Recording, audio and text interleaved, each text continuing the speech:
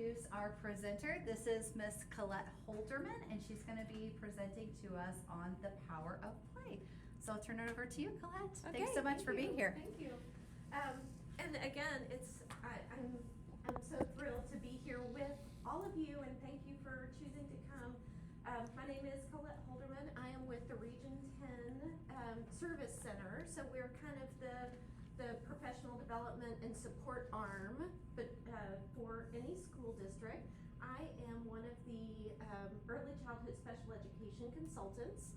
I do all things early childhood, but I really love talking about brain research and things that involve challenging behaviors and things that kind of help us help our kids do better, right? And learn more and help us. So, and it all starts with you. And so I thank you for coming.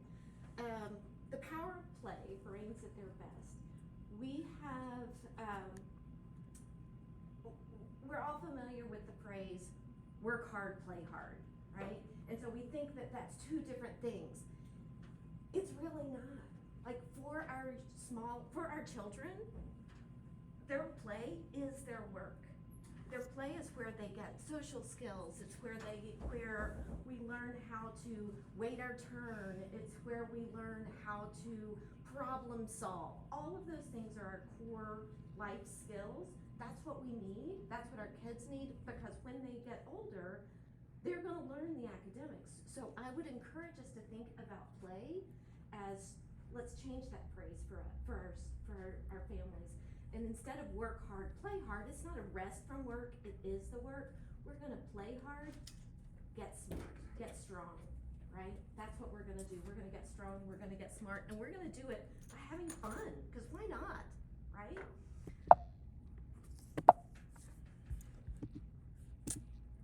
There we go. Okay.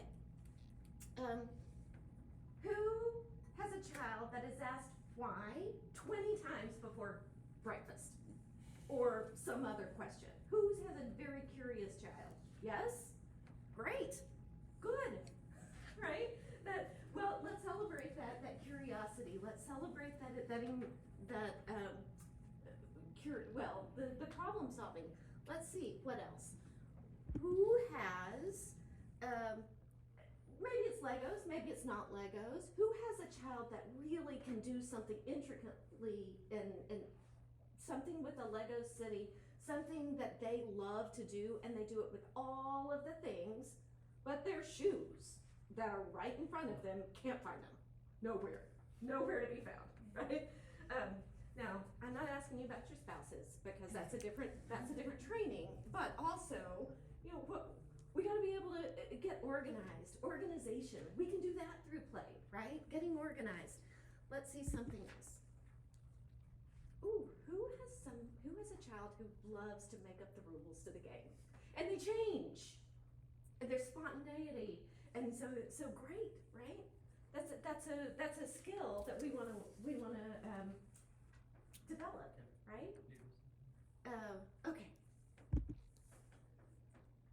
Did you know that being outside is one of the best things you can do for your child? There is research that being outdoors creates more healthy and less stressful kids. Who would love to take stress off, right? Did you know that music helps kids learn math? Music helps kids learn reading, language, problem solving. That can happen through music. So, I hear there's a movie or something important happening at the end of this week. If y'all don't know Taylor Swift, then I'm making a Taylor Swift reference. I don't actually follow all of that. But hey, good news. You have your excuse to go to a movie, right? More than 1 million neural connections are formed every second. That's a lot of big words. Let's put that in context. Instagram likes. If your child's brain got an Instagram like every time they made a neural connection, they would have 60 billion Instagram likes within an hour. Like, that's a lot. They are making connections every time you change a diaper. Okay?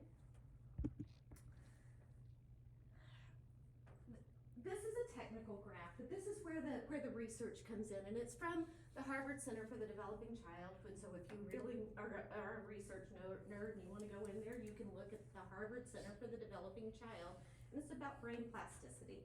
We think about our brains as being plastic because they bend and they mold and they never stop. We used to think that brains kind of peaked out at a certain time. They don't. We continue to learn and grow all the way through our lives. I haven't stopped, you haven't stopped, but when your child is young, it is so much easier. I was telling some of these friends earlier that I almost lost my train of thought. So I'm gonna come back to it. I lost my train of thought in the middle of talking. Do you ever do that? What happened? So this green line is talking about experience, or is talking about cost. How hard it is to change, to teach. How hard is it to help kids grow? That it's really low when they're born. Just showing up and being in a world that is learning for them is very, very low. Also, that yellow line is how hard it is to how much cost, how much does it take, how much effort does it take. So that's, I'm sorry, backwards. So that's high, right? So the easiest thing we can do is give our children robust experiences up through their early years, because it builds the foundation for future growth. It builds the foundation for knowledge and learning and all of those things. And it's easy to do. I know what I was gonna say. I was talking about how when I was in the classroom, I really thought I wanted to teach junior high. I really thought, man, give me those hard kids, give me those hormonal kids, give me all of that. But I ended up not doing that. I ended up being assigned to an early childhood school, and it was life-changing for me personally, because what I discovered by supporting this early childhood school was that we made the biggest difference in kids' lives, and that's what you're doing. We would meet parents on the very cusp of taking their kids to school, which is where you might be right now, and they would be terrified. They would be scared to death about letting their children go, and what is going to happen to these kids in the future, and I've got to trust these people in this building, and I don't know if I can trust these people in this building, and I want the best for my child. And then we'd meet those same parents at the end of the year, and they're weeping tears of joy at the growth that these children have made, and all of those strong connections that they had made. And they made it by playing. They came to school, they went home, and you would say, what did you do today? And they would say, oh, I played. I just played. That means they're doing it right. Play is how we learn. Play is how we connect and we grow, because that's where our experiences happen. So one of the most important things you can do in play is called serve and return. Serve and return. So you might think that's a tennis term. It's not. I mean, it is. But in this case, when our children are little, serve and return might look like babbling and cooing, and then we just make noise back.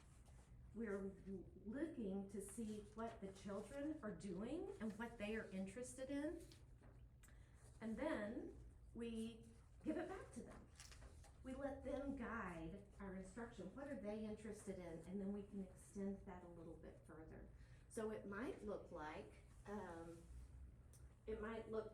now that we're a little bit older, it might look like, oh, the floor is hot lava. And then we're like, oh, how are we going to get, and so now we've got the floor being hot lava, and the child is interested in that, oh, how could we get to this kitchen to get the snack that we want while we've got hot lava? So now we're problem solving, we're going back and forth with play with our kids, and we required no extra equipment. Nothing, we didn't buy anything. We're just engaging with experience, with everyday learning.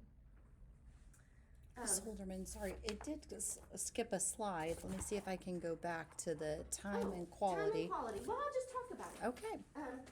So the most important thing, so here's what we know. Because of the, go back to the graph. Oh, look, there it is. So here on the graph, we know that these experiences matter. So it doesn't matter what you have. It doesn't matter the stuff.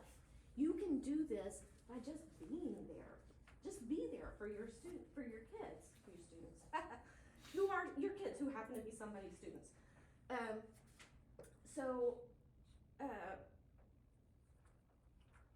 The amount of time you spend, you don't have to spend all day every day. You spend quality time. You spend time in play. You spend time with, and it can happen all day every day. Y'all are busy. I mean, y'all are busy people. And so you don't always have time to stop and do a full play. Invite your child to come cook with you. Invite your child to have a play moment while you're washing your hands. You can make bubbles. Have a play moment when you're going to get the mail or at the grocery store. You can learn, because kids learn through their experiences. Anything you're doing, we can add an element of play, and we can bring our children into it. So the quality of the interaction, and then just a little bit of time. Sometimes we don't have a lot of time, and that's life. That's where we are. So time and quality. And we already talked about serve and return. So here we are talking about child-led interaction. What we really want to do when we're thinking about play, is letting our kids bring the interaction to us. We want them to initiate, and then we follow along, like the serve and return. Essential skills, physical skills. What can we do? How can we play to unlock physical skills? Social skills, back and forth. Technology. Let's talk for a second about technology. It's part of our lives. It's there. Sometimes we need that technology because we just have to live.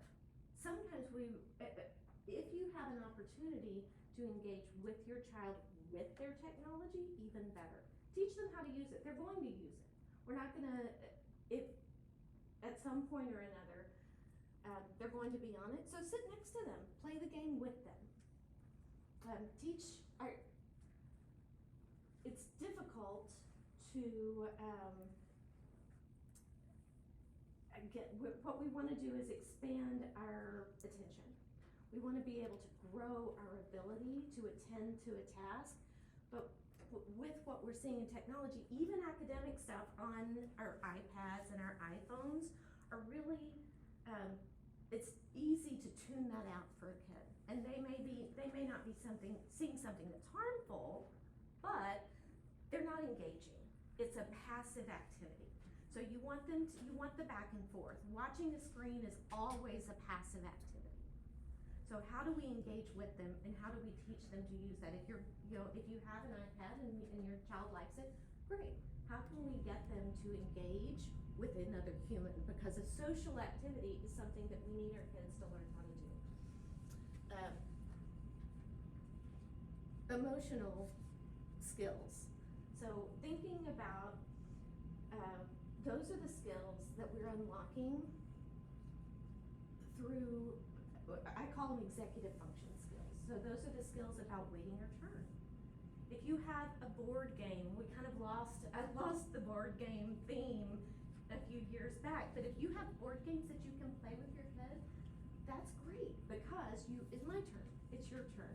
Oh, how am I gonna solve this problem? If we're having a game, then we have to figure out how to play the game. We have to take turns, sometimes we have to lose, right? And that's an important skill in dealing with, in a playful way, to to understand how to deal with disappointment and some of our big feelings. Our big feelings are fine, but let's have big feelings, but let's figure out how to manage them in a way that is appropriate. Cognition and learning. So in a pre-K classroom, we often recommend centers, and so the kids will go from one center to another, and it looks like play, and it is play, because it's very hands-on, but that's where the cognition is, and it is deep learning. A great pre-K classroom will have 60 minutes of organized, planned, purposeful, and playful activities. This is helping your child's brain grow in a very concrete way. Our kids are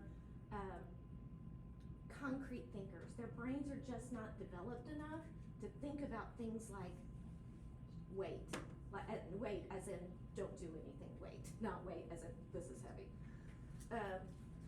That's a really, I mean, think about it. How, if you had to describe to an alien what wait means, could you? That's an abstract idea. Our kids don't think abstractly. So if you are trying to get your child to wait, how could you add a concrete object to attach that learning to help them? Maybe they're touching something. You know, maybe kids going down the hall, we try to teach them, put your hands down, but they can't. They have to walk down the hall, you know, touching everything, because they have to touch things. It's very concrete. Kids are concrete. Stand in line. We come to school and we're like, okay, line up. They don't know what that means. Did you guys have your children at home line up? No, like, probably not, because that doesn't make a lot of sense. So things that, if you're finding that you're having some struggles with getting your children doing certain things, make it more playful. Add play. When you can add play and add something concrete, then you're both having fun and your child is learning along the way. You talked a lot about some basic, you know, I'm in the season with you. I have an almost 4-year-old and an almost 1-year-old, so I'm in that season, and I go home from work and I am like, I gotta get dinner done, and I gotta start a load of laundry, and oh, did I feed the dogs today? Maybe I did it, maybe I didn't. And all those pieces, I've found that if I start engaging even my 11-month-old in those pieces, then I'm able to get more done. They're learning, and they just think that they are having fun and playing, even if it's helping put a load of laundry in, whatever that may be for your level of kiddo, you know, whether that's handing mom a sock out of the laundry basket or learning to pour things, all of those things that we have learned and think that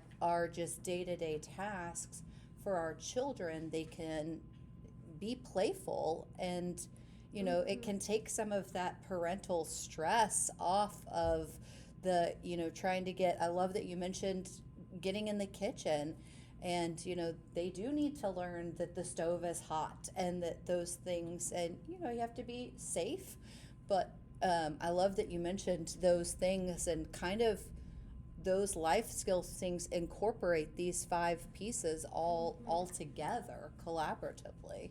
Absolutely. So yeah, we and also creativity. We want to unlock their ability to solve problems and create, create imaginary worlds, and we can do that lots of ways. We can do that through reading books. We can do that through hot lava. We can do that through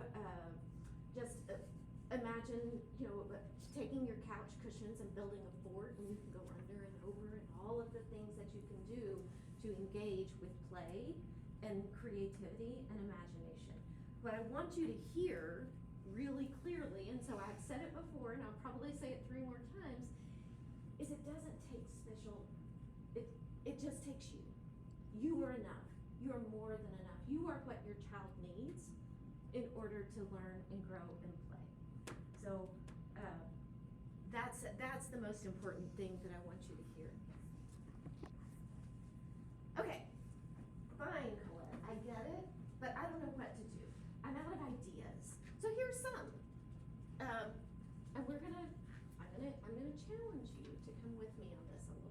So let's see if we can do it together.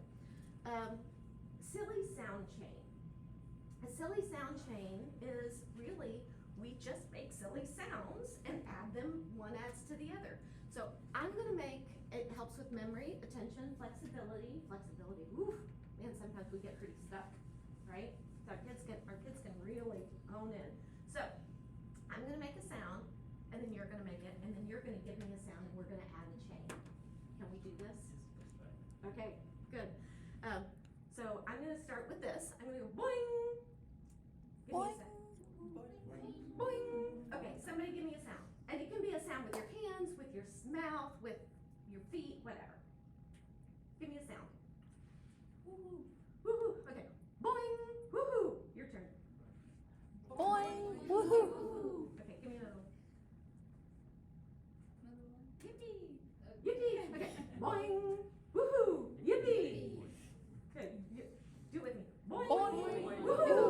Yippee. Okay, what else? Wow. Wow. Okay. Let's do it. Let's see if we can do it together. Boing. Woohoo. Yoo-hoo. Yippee. Wow. Alright, you with me? This is fun, right? And so we're smiling. I'm looking at your faces. You're smiling. It's silly. Silly is fun. Silly keeps going. You have a child that doesn't make sounds like that. That's okay. You don't have to.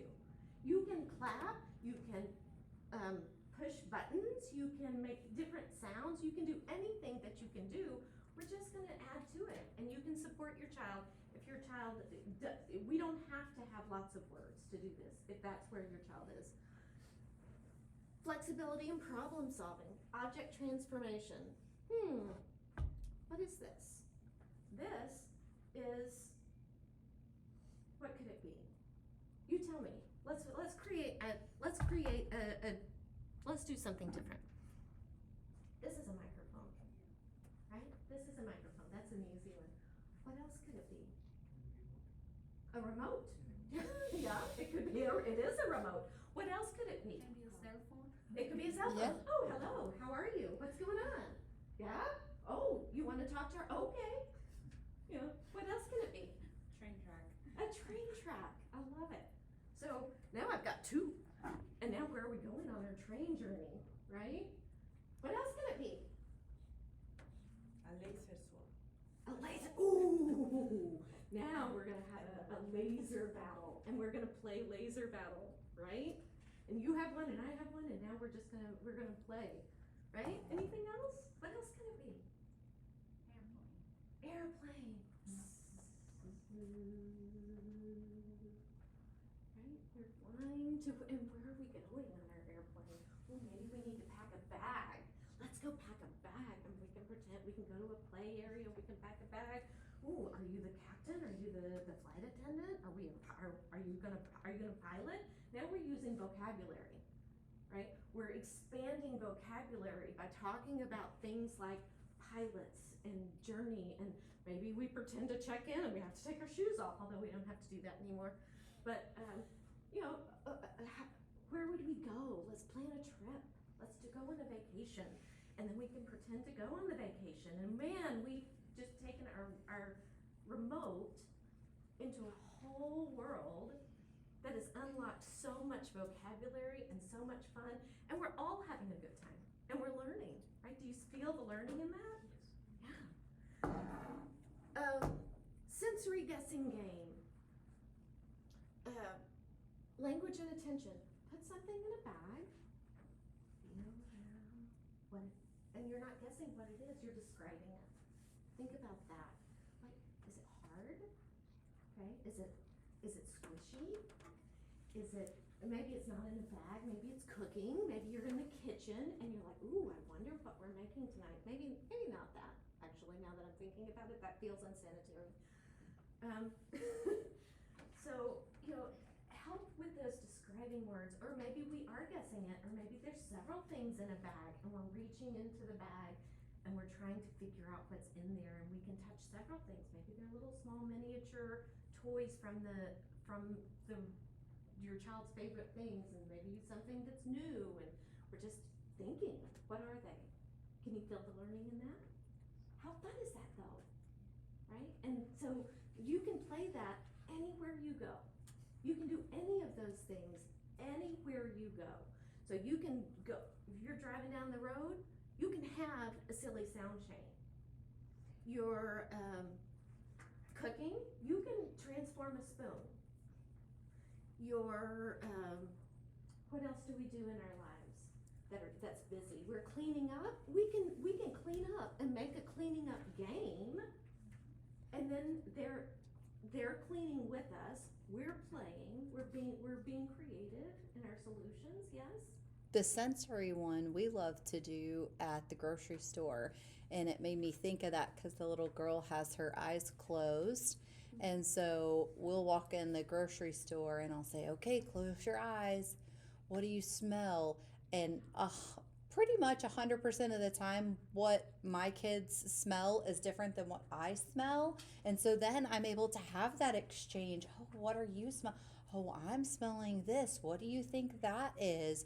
And so, going to the grocery store can be a hard task, but if you have that kind of sensory as you're walking around, you're able to grab your things, but you're engaging. And so we play that sensory guessing game kind of live in action in the grocery store a lot. We actually have more than 5 senses, but let's think about all of them. Let's not forget that touch is just one thing that's in a bag.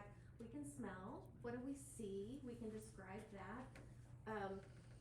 What do we taste? Sometimes we can taste different things. And we also, by the way, this is a little bit of an aside, we have at least two hidden sensory systems. We think we have 5. We actually have 7 or 8.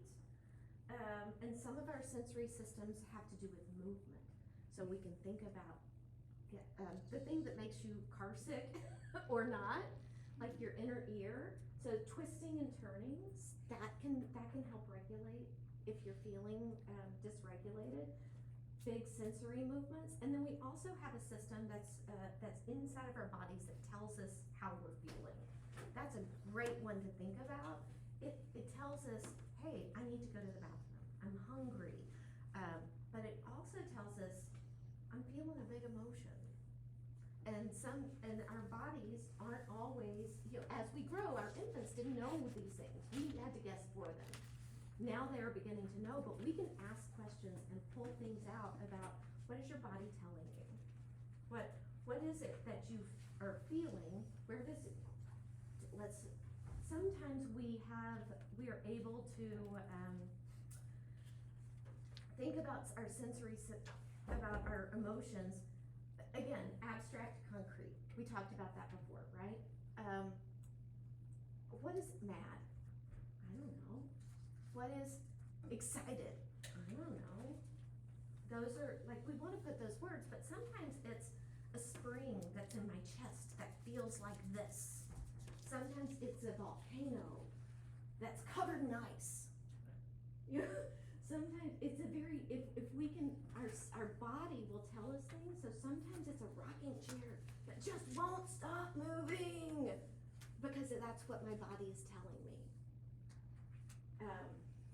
And so sometimes we can use some of those objects to help our children connect what their body is telling them to what that feeling is, and that will give what we call emotional literacy.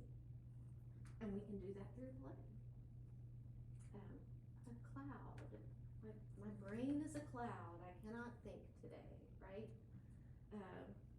So making those connections between sensory systems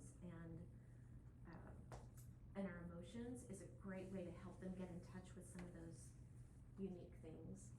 Okay. Colette, did you see we're right up 9:30? Okay. Thank you. And So you have 30 minutes left. We have. I'm like, that's halfway, yes? Yes, that is halfway. Yes, Okay, yes. do I need to wrap it up? Because I can't. No, you're good. We got Yeah, time. we're gonna have plenty of time for questions and things at the end, but I just want to make sure I had time. All right, here's the most important thing that I want you, I've said that before. Okay, here's another really important thing. Play is for everyone. It does not matter what your child's ability is. It does does not matter what our abilities are. Everyone can play. Everyone can play. No matter what their ability, their context, their background, play is for every single body. And we know that we're learning through play. So here's what we do with play. It has to be fun. I mean, that feels obvious, but if it's not, and it has to be meaningful. So if I think it's fun, but you don't, we're not playing, right? So it has to have some sort of meaning and carry meaning. It has to be joyful and meaningful. It has to be engaging. What are we doing? If you're sitting, we're not playing right here, right? Because I'm talking and you're listening and this isn't play and we have a moment of play, but it has to be some back and forth. It has to be actively engaging. Iterative is a fancy word for I can do it over and over and over and over and over and over and over and over again with very small changes. So thinking of ride a little horsey down to town, don't let Johnny fall down. Again! Again! Push me. Again! Do it again. Do it again. If we can do it again and again and again and again, it's iterative. And that's playful. That's where the learning happens. One time is fun and interesting and engaging, but learning happens when we can do it over and over and over again. And then, because that's how brains work. We need some repetition to make that connection stronger. Our brains make these connections. We talked about all the connections in the beginning, right? The ones that get used regularly are the pathways that grow big and strong. We connect our upstairs brain to our downstairs brain, and so we get these big connections that go big and strong. And so iterative is important, doing it again. That's good news for you as parents. You don't have to be creative all day, every day.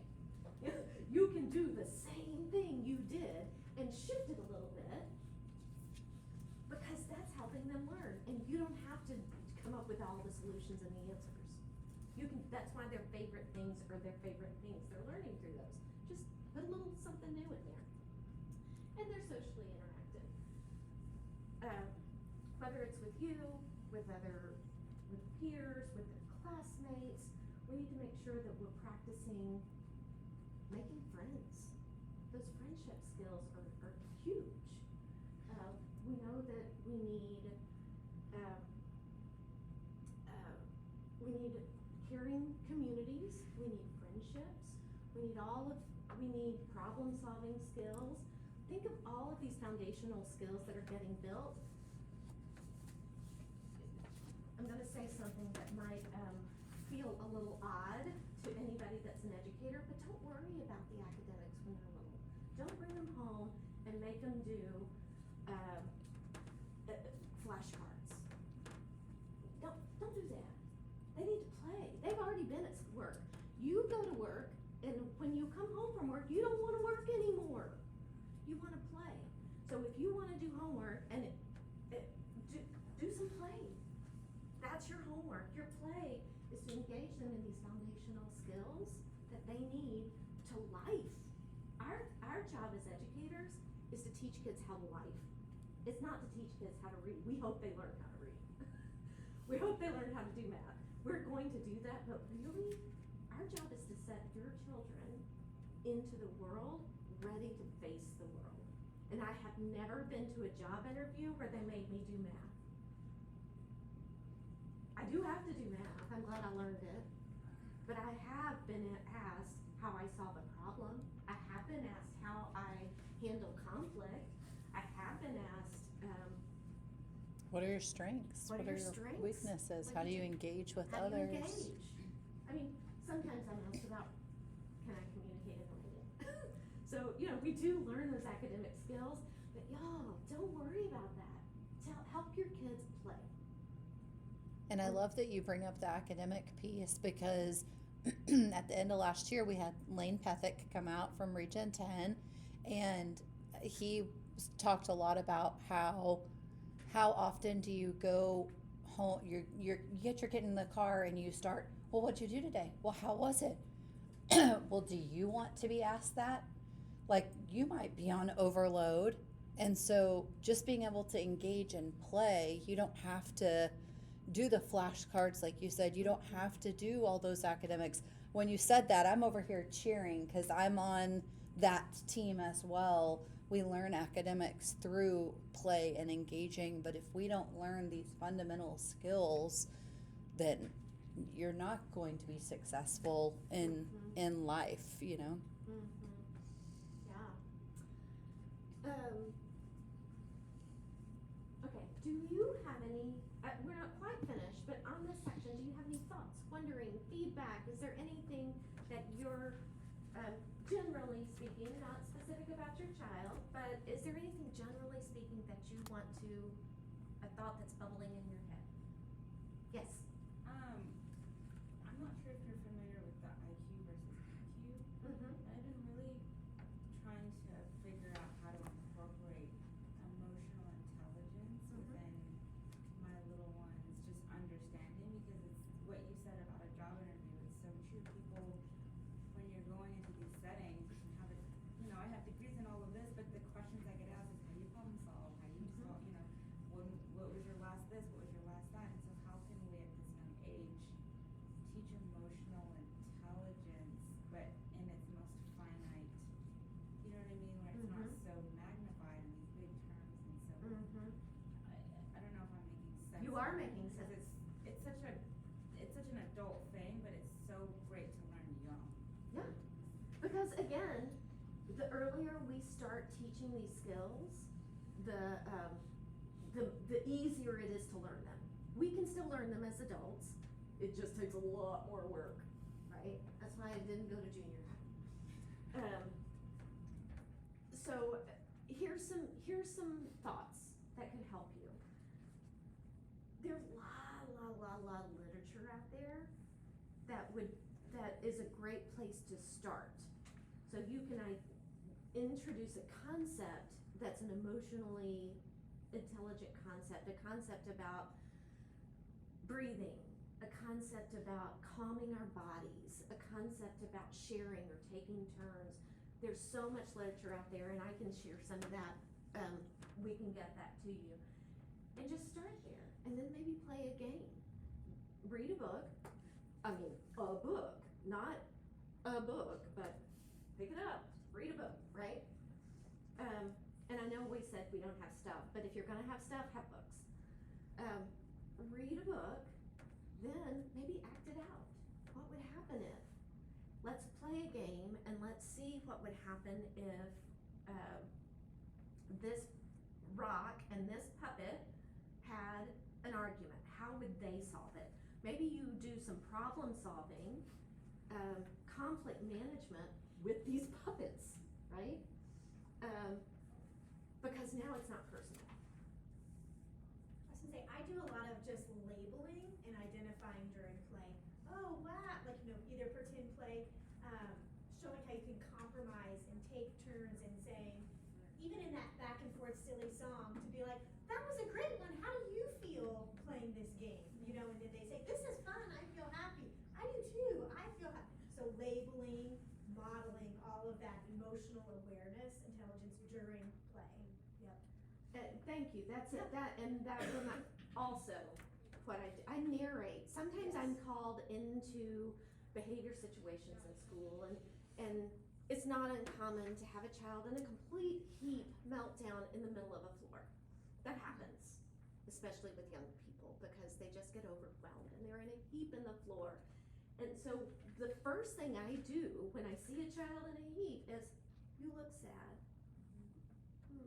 You look really sad.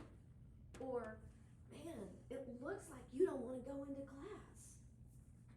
And so I just notice and observe, it looks like you might be feeling X. Is that right? I don't tell them how they're feeling. I notice something, and then they will either connect with it or they won't. And it's okay if they don't. No, that's not what I want. Okay, well, let's take a minute, and then maybe, you know, I notice that your hands are in a fist. I notice that your face looks very sad. That's what I've noticed. So that might, being able to just notice and observe and then check in, are you right?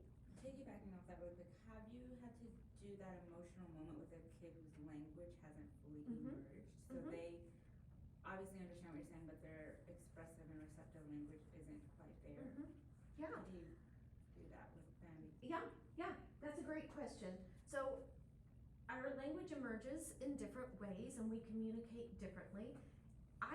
I always assume competence with every person I interact. So because you can't communicate with me the way I can communicate with you, I don't assume that you don't understand me first. So the first thing I will do is just talk to them as if they were any child. You can support with visuals. You know what your child knows. And again, we talked about different pictures or different objects for emotions. And so maybe you work, when a child is having a meltdown, and because you have young children, you have experienced this because they all do, right? When your child is having a moment is not the time to teach the child a new concept, okay? So you're introducing these things.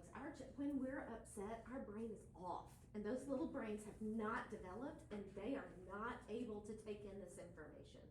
So in a moment, you're just gonna share your calm, you're gonna co-regulate with them.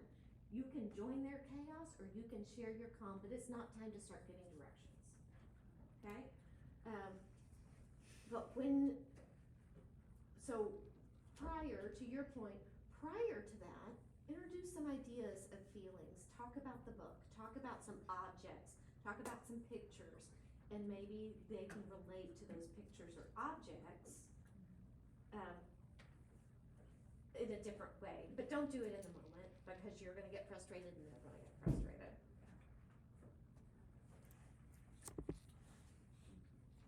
Okay, that leads me right into where we're headed. There's some challenges, guys. You have real challenges in your life. You're exhausted. Sometimes, some of you have multiple jobs and you're doing all the things and you're trying.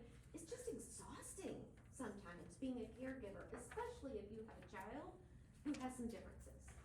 Because now you have some things over and beyond that. Your child might have varying abilities. Listen, I grew up a long time ago and I forgot how to play. I need some ideas. I don't know. It's a remote. I don't have any ideas for what this is. It's a remote. I'm gonna say, by the way, on that particular one, I've leaned in a little bit to the power of AI. If I need an idea, that's a great way to go into your ChatGPT or whatever you use and be like, I need an idea for a remote. And then you know, if you need some things, go there. Like that's a great way to use that. And then I've got other things to do. So make a care plan for yourself. You are here because you love and care for your children. However, you have to make sure that you are caring for yourself, ideally. Like you have to be there, and it is okay. You do not need to feel guilty about taking time to restore yourself so that you can be there for your child, especially if you have a child that has differences. That is difficult, and it is hard. So what people can you connect with that can help you get your respite? What community resources do you have that will help you gather yourself? What activities can you do for yourself? It is okay to be a parent, but you have to be you first. It is okay to give yourself permission to do that. Okay, you hear that? Take care of yourself. Because that makes you better. Remember, time and quality, we talked about that before, right? Time and quality. So, time doesn't have to be all the time. It's minutes of time. It's small moments of time. and then you have some other time that you can do other things, right? Step away from your caregiving so that you can be a caregiver when you're in the moment. That's an important thing I want you to hear. Another important thing I want you to hear. So here's your challenge. Here's your challenge. 10 minutes. 10 minutes a day to prioritize your self-care and then take advantage of everyday moments. You can spare 10 minutes.